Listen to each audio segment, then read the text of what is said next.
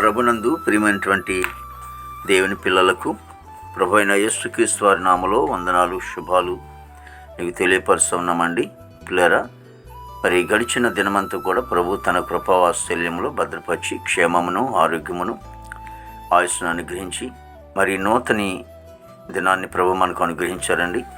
2025 సంవత్సరము 12వ నెల 19వ దినాన్ని ప్రభు మనకు అనుగ్రహించి మరి రోజు దేవుని వాక్యం, ఇదిగో తూర్పు దేశపు జ్ఞానులు యెరూషలేమునకు వచ్చి, మత్తయి రాసిన సువార్త 2వ అధ్యాయము 1వ వచనమండి. వాక్యము నమ్మదగినది, పూర్ణాంగీకరణమునకు యోగ్యమైనది. దేవుని వాక్యం సెలవిస్తోంది. మరి తూర్పు దేశపు నుండి, ఆ దేశం నుండి జ్ఞానులైనటువంటి వారు యేసు ప్రభుని పుట్టుకను గూర్చి తెలుసుకుని అలా గ్రంథాల ద్వారా మరి వారు యెరూషలేముకు అంటే బెత్లెహేమునకు వచ్చారని కూడా రాయబడి ఉంది. కాబట్టి యెరూషలేము హేరోదు రాజు ఇంటికి కాకుండా బెత్లెహేము ఆయన ఉన్నటువంటి స్థలంలోకి, యేసు ప్రభు ఉన్నటువంటి స్థలంలోకి, ఇంట్లోకి వచ్చారని కూడా రాయబడి ఉంది.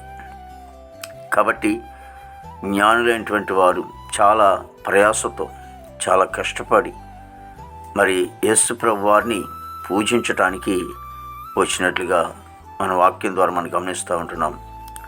అంటే వాళ్ళకు ఉన్నటువంటి ఆసక్తి ఈ రోజున మరి చాలామంది బిడ్డల్లో కూడా ఉన్నట్లయితే వారిని పూజించడానికి చాలా అవకాశం ఉంటుంది. చాలామంది కూడా యేసు ప్రభు దగ్గర రావటానికి చాలామంది కూడా కష్టపడతాం అంటే ఇష్టపడరు, కానీ కష్టంగా ఉంటారు. కానీ వారు చాలా ఆసక్తితో యేసు ప్రభుని పూజించడానికి వచ్చారు. ఆయన ఉన్నటువంటి గొప్పతనం, ఆయన ఉన్నటువంటి మంచితనం, ఆయన తెలుసుకోవటానికి. ఎందుకు అంటే ఆయన ద్వారా పాపం నుండి విడుదల చేసేవాడు, రక్షించేవాడు కనుక మరి వాళ్ళ ఆసక్తితో ఆ స్థలానికి వచ్చినట్లుగా మనం చూస్తూ ఉంటున్నాం. ఈ రోజున చాలామంది కూడా యేసు ప్రభుని ఇష్టపడండి, ఆయన దగ్గరికి రండి, ఆయనలో రక్షణ ఉందని తెలుసుకుని, నిత్యజీవం ఆయన ద్వారా ఉందని తెలుసుకుని నమ్మి బాప్తిని తీసుకోండి. మహాపరిశుద్ధుడా, ప్రేమగల తండ్రి, కృపలేసునికి స్తుతులు చెల్లిస్తున్నాం ప్రభు. గొప్ప దేవుడా, నీకు వందనాలు తండ్రి. ప్రభు, ఇవన్న ప్రతి కుటుంబాన్ని కూడా మీరు ఆశ్రయించి దీవించినాను ప్రభా. ఇగో తండ్రి, యేసునికి స్తోత్రాలు ప్రభు. మా భారతదేశానంతని కూడా మీరు ఆశ్రయించి దీవించిన నాయకులు, అధికారులు మంచివంతు నింపండి. దేవానికి స్తోత్రాలు చెల్లిస్తున్నాం ప్రభా. దేవా, తన సరిహద్దులో సైనికులు మంచివంతు నింపండి. ఆర్మీ బృందానికి అంతటి కూడా మంచివంతు నింపండి తండ్రి. దేవానికి స్తోత్రాలు చెల్లిస్తున్నాం ప్రభు. యవనస్తులందరిని బట్టి ప్రార్థిస్తున్నాము. యవనస్తులందరూ కూడా మంచివంతు నింపండి. వారి చెడు అలవాట్ల నుండి ప్రభా తండ్రి నన్ను దూరపరిచి ప్రభా నీతి మార్గం వల్ల నడిపించుకోండి. ఉద్యోగస్తులందరూ కూడా మంచి ఆరోగ్యంతో నింపండి తండ్రి. తమ తమ ఉద్యోగాలు చేస్తుండగా మీ హస్తం వారికి తోడుగా ఉంచండి. దేవానికి స్తోత్రాలు ప్రభు.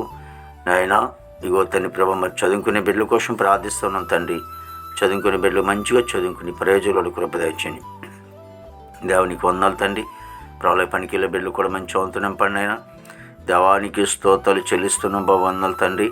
కృపల దేవానికి స్తోత్రాలు ప్రభు. దేవా, ఇగో తను మా దేశం పాడిపడినంత మీరు ఆశ్రయించి దీవించినైనా. దేవా తండ్రి ప్రభు, మరి హాస్పిటల్ రోజులు స్వస్థపరచండి. జైలు ఉన్న బిడ్డలు విడుదల చేయండి. కోర్టు గోడలు, కేసు గోడలను కూడా కొట్టివేసి రక్షణ లేని వారు రక్షణ దయచేయండి. మారు మనసు లేని వారు మారు మనసు దయచేయండి. వివాహం లేని వారికి వివాహం తెచ్చండి. గర్భఫలం లేని వారికి గర్భఫలం తెచ్చండి. గర్భిణీ శ్రీ సుఖమైన డెలివరీ తెచ్చండి. తల్లి బిడ్డ క్షేమం తెచ్చండి ప్రభా. ప్రతి సేవకుడు కుటుంబాన్ని దీవించండి. ఈ దినమంతని విశేషమైన కృపతో నింపి నీ నామానికి మాత్రం మహిమ తెచ్చుకోండి. యేసు నామమున తండ్రి, ఆమేన్, ఆమేన్.